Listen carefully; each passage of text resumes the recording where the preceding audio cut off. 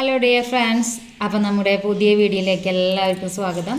അപ്പോൾ ഇന്ന് നല്ല ഇടിവെട്ട് കോട്ടയം സ്റ്റൈലിലൊരു ഇടിവെട്ട് മീൻകറിയാണ് കേട്ടോ. കോട്ടയം റെസിപ്പിയാണത്, ഇടിവെട്ട് മീൻകറി.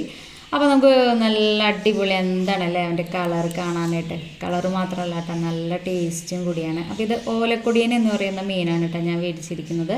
അപ്പോൾ 1/2 കിലോ മീനാണ് വെച്ചിട്ടാണ് ഞാനിപ്പോൾ ഈ കറി ഉണ്ടാക്കിയിരിക്കുന്നത്.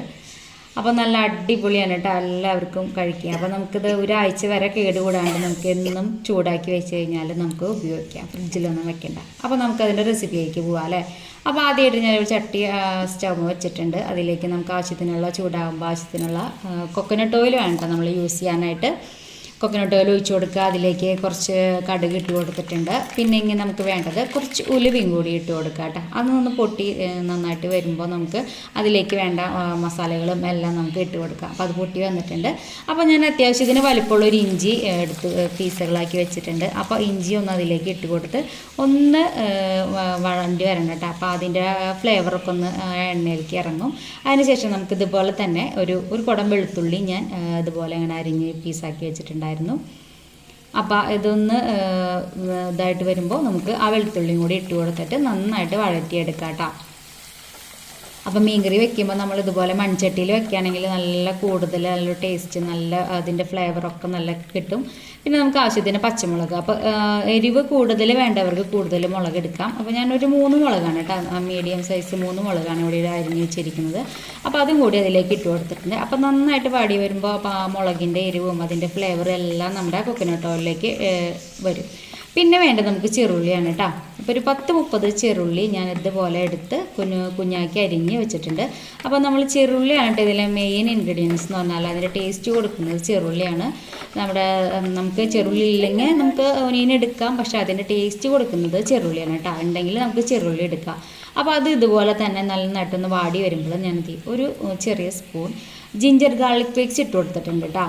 അപ്പോൾ ഇത് കൂട്ടി കൊടുത്താൽ നമ്മുടെ കറിക്ക് കുറച്ചുകൂടി കട്ടിയും ഒക്കെ കിട്ടും. അപ്പോൾ നിങ്ങൾക്ക് കൂടുതൽ വേണമെന്നുണ്ടെങ്കിൽ കുറച്ചുകൂടി കൂടുതൽ ഇട്ട് കൊടുക്കുക. അപ്പോൾ ഞാൻ ഇത്തിരി ഒരു ചെറിയ 1/2 സ്പൂണാണ് കേട്ടോ ഞാൻ ഇട്ട് കൊടുത്തിരിക്കുന്നത്, ചെറിയ സ്പൂണാണത്. അപ്പോൾ 1/2 സ്പൂൺ ഇട്ട് കൊടുത്തിട്ടുണ്ട്. പിന്നെ നമുക്ക് ഇങ്ങനെ ആവശ്യത്തിന് കറിവേപ്പിലയും കൂടി ഇട്ട് കൊടുത്തിട്ട് അത് നല്ലോണം ഒന്ന് അതിൻ്റെ ഇതൊന്ന് മാറി വരുന്നവരെ ഒന്ന് വഴറ്റിയെടുക്കുക. ഇനി നമുക്കതിൽ പൊടികളൊക്കെ ഇടാം. ഒരു 1/4 ടീസ്പൂൺ മഞ്ഞൾപ്പൊടി ഇട്ടിട്ടുണ്ട്, 1 ടീസ്പൂൺ മല്ലിപ്പൊടി ഇട്ട് കൊടുത്തിട്ട് നന്നായിട്ടാക്കുക. പിന്നെ ഞാൻ ഇട്ട് കൊടുക്കുന്നത് 2.5 സ്പൂൺ നമുക്ക് കാശ്മീരി പൗഡറാണ് ഇട്ട് കൊടുത്തിരിക്കുന്നത്. പിന്നെ ഞാൻ മറ്റേ സാധാരണ എരിവുള്ള മുളക് പൊടി ചേർത്തിട്ടില്ല കേട്ടോ. നമുക്ക് എരിവ് കൂടുതൽ വേണമെന്നുള്ളവർക്ക് ആ മുളക് പൊടി എക്സ്ട്രാ ആഡ് ചെയ്യാം കേട്ടോ. ഈ മുളക് പൊടി ഇട്ട് കൊടുത്താൽ നമുക്ക് നല്ല കട്ടിയും ഗ്രേവിക്ക് നല്ല കട്ടിയൊക്കെ കിട്ടും. പിന്നെ ചെറിയ ചൂടുവെള്ളത്തിൽ ഇട്ട് വെച്ചിരിക്കുന്ന കുടംപുളി 3 മീഡിയം സൈസ് കുടംപുളിയാണ് കേട്ടോ ഞാൻ എടുത്തിരിക്കുന്നത്. അത് ഇങ്ങനെ ചെറിയ പീസുകളാക്കി ഇട്ട് വെച്ചിട്ട് അതൊന്ന് ചൂടുവെള്ളത്തിൽ ഇട്ട് വയ്ക്കുക. അപ്പോഴാണ് കൂടുതൽ ടേസ്റ്റ് കിട്ടുക. ആ വെള്ളം കൂടി ഒഴിച്ചു കൊടുത്തിട്ട് ഒന്ന് തിളയ്ക്കുമ്പോൾ അതിലേക്ക് ആവശ്യത്തിനുള്ള വെള്ളം നമ്മൾ ഒഴിച്ചു കൊടുക്കാം. കുറേ ചാറ് വേണ്ട, കുറേ ചാറ് കഴിഞ്ഞാൽ നമ്മുടെ ഗ്രേവി അധികം കൂടുതലായി വരില്ല. പിന്നെ നമുക്ക് ആവശ്യത്തിന് ഉപ്പിട്ട് കൊടുത്തിട്ട് നന്നായിട്ട് ഇളക്കുക.